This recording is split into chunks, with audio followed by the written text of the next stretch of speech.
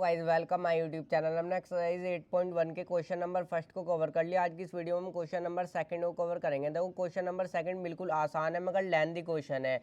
तो क्या बोला गया इसके अंदर, show that the diagonals of a square are equal. देखो हमें शो करना है कि स्क्वायर के जो डायगोनल्स होते हैं वो इक्वल होते हैं and bisect each other at right angle, और वो जो है एक दूसरे को राइट एंगल पर बाइसेक्ट करते हैं। यानी कि बाइसेक्ट करने का मतलब है दो इक्वल पार्ट्स में डिवाइड करना। अब देखो इसका मैं डायग्राम बना लूँगा तो और अच्छे से समझ में आ जाएगा। तो सबसे पहले मैं जो हूँ एक स्क्वायर ही बना लेता हूँ। तो ये मैंने स्क्वायर बना लिया। अब स्क्वायर की इसको जो है मैं नेमिंग भी रख देता हूँ इसकी, ये ए पॉइंट, ये बी पॉइंट, ये सी पॉइंट और ये डी पॉइंट। अब देखो स्क्वायर के डायगोनल्स भी बना लेता हूँ। अपोजिट वाले वर्टिसेस को जब ज्वाइन कर लोगे तो डायगोनल्स बन जाएंगे। एक डायगोनल हमारा ए सी हो जाएगा और एक डायगोनल जो है हमारा ये बी डी हो जाएगा। फिर डी भी बोल लो, कुछ भी बोल सकते हो। अब देखो हमें यहाँ पर क्या शो करना है कि स्क्वायर के जो डायगोनल्स हैं वो इक्वल होते हैं और वो जो है bisect each other at right angle, और वो जो है एक दूसरे को बाइसेक्ट करते हैं। यानी कि वाला डायगोनल इसको बाइसेक्ट करेगा, दो इक्वल पार्ट्स में डिवाइड करेगा, और ये वाला डायगोनल जो है इसको बाइसेक्ट करेगा यानी कि दो इक्वल पार्ट्स में डिवाइड करेगा। और यहाँ पर जो एंगल बनेंगे ना, ये चारों एंगल जो यहाँ पर बनेंगे वो 90-90 के बनेंगे। ये भी हमें शो करना है। तो देखो इसको किस तरीके से करेंगे। अब सबसे पहले तो मैं ये लिख देता हूँ, हमें इसके अंदर प्रूव क्या करना है। टू प्रूव क्या करना है, हमें प्रूव करना है कि डायगोनल्स इसके जो है वो इक्वल है। यानी कि ए सी, एक डायगोनल ए सी होगा या ए सी जो होगा वो इक्वल होगा किसके, बी डी के। एक चीज़ तो हमें प्रूव करनी है। और एक चीज़, इस पॉइंट को मैं नाम दे देता हूँ ओ, देखो। और एक चीज़ हमें ओ ए और ओ सी को भी यहाँ पर इक्वल शो करना है। ओ ए इज इक्वल टू ओ सी, इन दोनों को इक्वल करना है। और ओ बी और ओ डी इनको भी इक्वल करना है, क्योंकि जब ये वाला डायगोनल इसको बाइसेक्ट करेगा ना, यानी कि दो इक्वल पार्ट्स में डिवाइड करेगा, तो हमें इन दोनों को इक्वल यहाँ पर शो करना है। हमें जो है ओ ए और ओ सी को भी इक्वल यहाँ पर शो करना है और ओ बी और ओ डी को भी यहाँ पर इक्वल शो करना है। तो O B is equal to क्या हो जाएगा, ओ डी। और हमें यहाँ पर और क्या शो करना है, और हमें जो है यहाँ पर इसको जो है देखो नेमिंग रख देता हूँ। यहाँ पर इसको जो है मैं एंगल 1 नाम रख देता हूँ, इसको एंगल 4 नाम रख देता हूँ, इसको एंगल 1, इसको एंगल 2, इसको एंगल 3। किसी को भी एंगल 1 नाम रख सकते हो, किसी को भी एंगल 2 नाम रख सकते हो, इससे कोई भी फर्क नहीं पड़ेगा। इसको 1 2 3 4 इन चारों एंगल को मैंने नाम रख दिया। मुझे जो है इन चारों को 90 डिग्री का भी यहाँ पर शो करना है। Angle 1 is equal to angle 2 is equal to angle 3 is equal to angle 4 is equal to 90 degree. इन चारों को मुझे यहाँ पर 90 डिग्री का शो करना है। तो देखो किस तरीके से करूँगा। सबसे पहले मैं दो ट्राइंगल उठा लूँगा, ए बी सी और बी ए डी, इन दोनों को कॉन्ग्रुएंट करूँगा। सबसे पहले मैं इसके डायगोनल को इक्वल करूँगा, ए सी और बी डी को। तो किस तरीके से करूँगा, देखो in triangle A B C and triangle B A D. अब कॉन्ग्रुएंट करना आपसे बहुत अच्छे से आता ही होगा चैप्टर 7 में। अब देखो एक चीज़ और बता दूं, जब ये स्क्वायर है ना हमारा, तो इसके चारों एंगल जो होंगे 90 डिग्री के होंगे और चारों साइड भी इसकी जो होगी वो इक्वल होगी। चारों साइड, ये इंट्रोडक्शन वाली वीडियो में बहुत अच्छे से बता दिया था। चारों एंगल अंदर के 90 डिग्री के होंगे और चारों साइड भी इसकी इक्वल होगी। सपोज ये साइड 5 सेंटीमीटर है तो ये भी 5 होगी, ये भी 5 होगी, ये भी 5 होगी, और चारों एंगल भी 90 डिग्री के होंगे।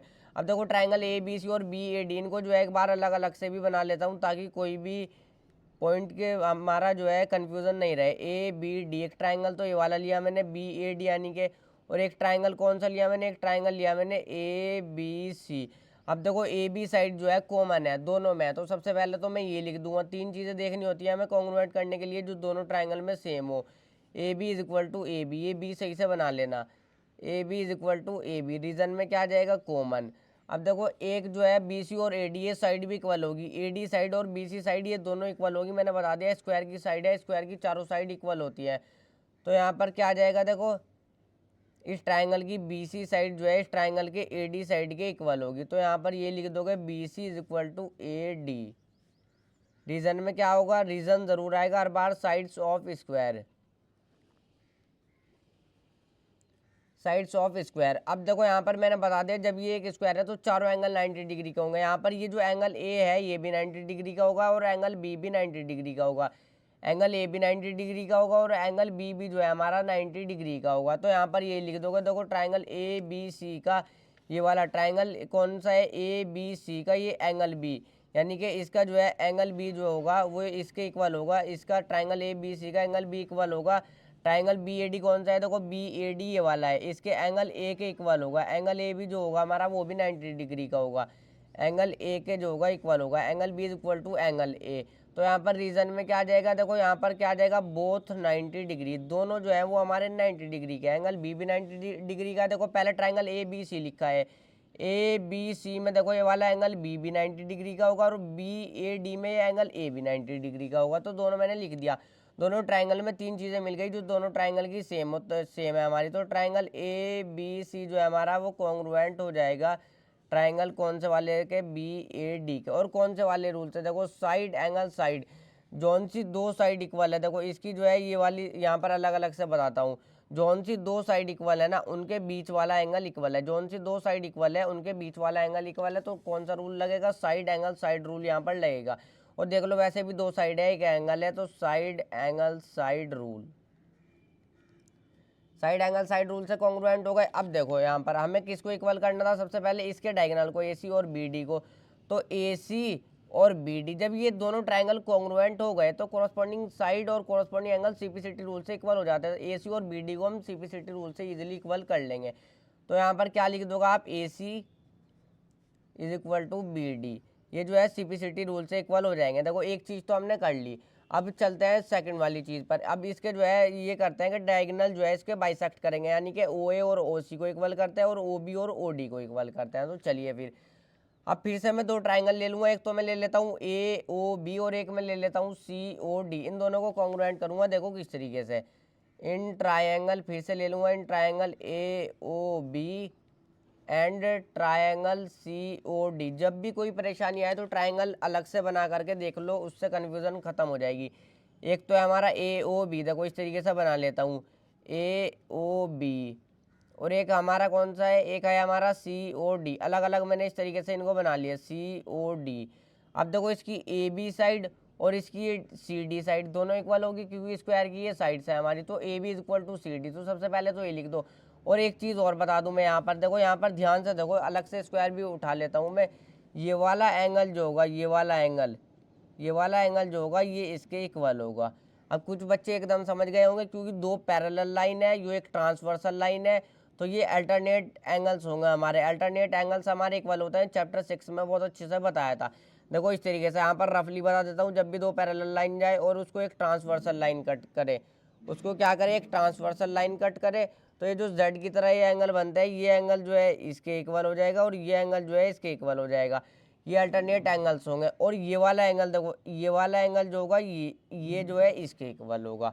अब मैंने बता दिया कौन कौन सा एंगल, देखो ये वाला एंगल जो है यहाँ पर इसके इक्वल होगा, और देखो यहाँ पर, और ये वाला एंगल जो है हमारा इसके इक्वल हो रहा है। तो दो एंगल इक्वल हो गए और एक साइड इक्वल हो गई, तो एंगल साइड एंगल रूल से आराम से हम जो है इन दोनों को कॉन्ग्रुएंट प्रूव कर लेंगे। तो देखो अब किस तरीके से करेंगे, सबसे पहले तो एंगल ओ ए बी, इस वाले एंगल को मैं क्या बोलूँगा, ओ ए बी, इस वाले एंगल को जिस जो मैंने ब्राउन से मार्क किया है, ओ ए बी जो है इक्वल होगा ओ सी डी के, यानी कि ओ सी डी जो होगा ये वाला एंगल होगा। चाहे इनको कुछ भी नाम भी दे सकते हो, एंगल एक्स नाम दे दो, इसको एंगल वाई नाम दे दो, एंगल एक्स एंगल वाई के इक्वल हो जाएगा। इसी तरीके से एंगल 8 9 कुछ भी नाम दे सकते हो। तो मैं तो यहाँ पर ये नाम दे देता हूँ, ओ ए बी इक्वल हो जाएगा ओ सी डी के। तो यहाँ पर ये लिख दो सबसे पहले, एंगल ओ ए बी जो है वो इक्वल हो जाएगा एंगल ओ सी डी के। ओ ए बी इक्वल हो गया ओ सी डी के, और रीजन में क्या आएगा, अल्टरनेट एंगल्स, अल्टरनेट एंगल्स। तो यहाँ पर रीजन भी हमने दे दिया। अब देखो ये जो साइड है ना ए बी और सी डी, ये दोनों भी इक्वल होगी, क्योंकि ये दोनों हमने ट्राइंगल लिए हैं, ये दोनों हमने ट्राइंगल लिए हैं। ट्राइंगल कौन कौन से लिए, ए ओ बी और सी ओ डी। ए ओ बी की ए बी साइड और इसकी सी डी साइड दोनों इक्वल है ना, तो यहाँ पर ये भी लिख दोगे। देखो इस वाले ट्राइंगल की ए बी साइड इस वाले ट्राइंगल के सी डी साइड के इक्वल है, तो यहाँ पर क्या लिख दोगे, A B is equal to यहाँ पर आ जाएगा आपका सी डी। यहाँ पर रीजन में क्या आ जाएगा, वही सेम बिल्कुल, sides of square, sides of square reason में आ जाएगा। अब देखो एक और एंगल हमने इक्वल किया था, कौन सा वाला, ये वाला एंगल जो है इसके इक्वल है। यहाँ पर इसका नाम क्या हो जाएगा, ओ बी ए, ओ बी ए। इस वाले एंगल का क्या नाम होगा, देखो इस वाले एंगल का ध्यान से देखो, एक बार पेन से मार्क कर देता हूँ। ओ बी ए जो है वो इक्वल होगा किसके, ओ डी सी के, यानी कि ओ डी सी जो है ये वाला एंगल होगा। मैंने बता दिया ये इसके इक्वल क्यों है। तो यहाँ पर लिखो एंगल ओ बी ए जो है हमारा वो इक्वल हो जाएगा किसके, ओ बी ए इक्वल हो जाएगा एंगल ओ डी सी के। देखो ये चीज़ आपको बहुत अच्छे से पता भी होगा। इसके रीजन में भी क्या आ जाएगा, अल्टरनेट एंगल्स, अल्टरनेट एंगल्स, इसके रीजन में भी आ जाएगा। अब देखो दोनों ट्राइंगल की तीन चीजें देख ली हमने जो दोनों ट्राइंगल में सेम हो। देखो जोन से दो एंगल इक्वल है, अब मैंने अलग अलग कहाँ पर डायग्राम बनाए थे बता देता हूँ। देखो जोन से यहाँ पर मैंने दो एंगल इक्वल है ना हमारे, ये वाला एंगल इसके इक्वल है, ये वाला, जोन से दो एंगल इक्वल है, उनके बीच वाली साइड इक्वल है, तो यहाँ पर कौन सा रूल लगेगा, यहाँ पर रूल लगेगा एंगल साइड एंगल रूल।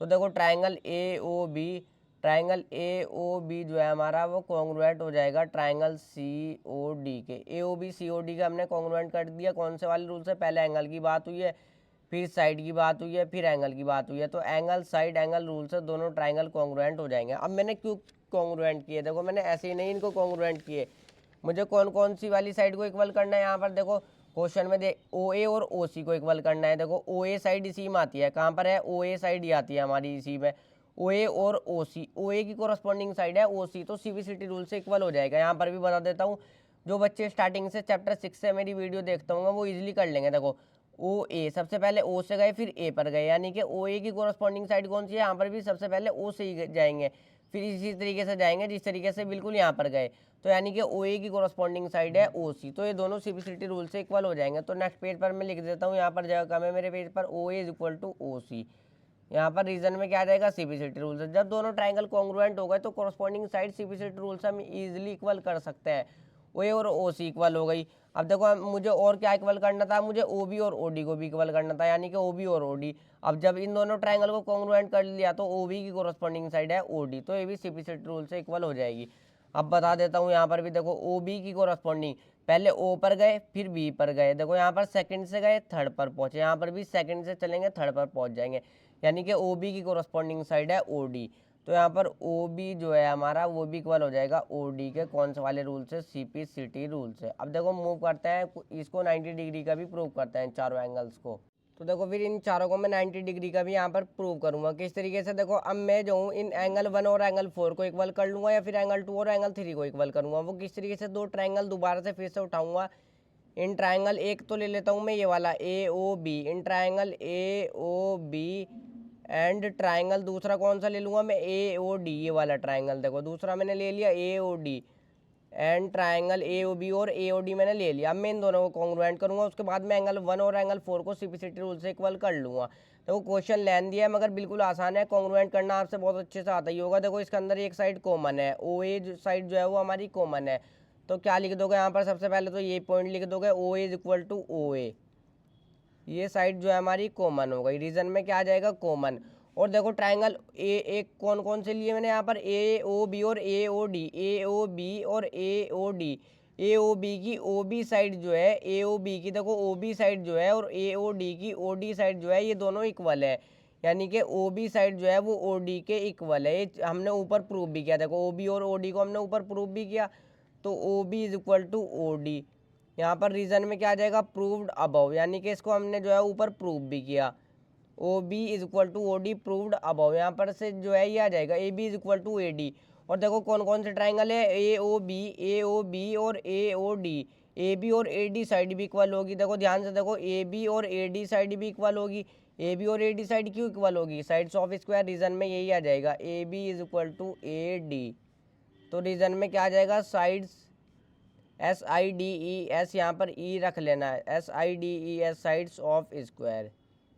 तो देखो कॉन्ग्रुएंट करना बिल्कुल आसान है, तीन चीज़ें मिल गई जो दोनों ट्राइंगल में सेम है, तो ट्राइंगल ए ओ बी जो है हमारा कॉन्ग्रुएंट हो जाएगा ट्राइंगल ए ओ डी के कौन से वाले रूल से, तीनों साइड की बात हुई है तो एस एस एस रूल से।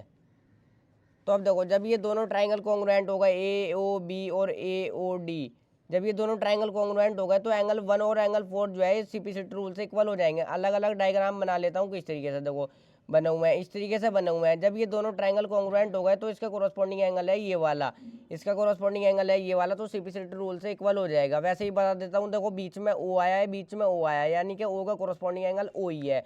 अब इस पॉइंट पे ओ, यानी कि इसका कोरस्पॉन्डिंग एंगल ये वाला, एंगल 1 और एंगल 4, इन दोनों को मैं यहाँ पर से इक्वल कर लूँगा सीपीसीटी रूल से, angle 1 is equal to angle 4 CPCT rule से इक्वल हो जाएंगे।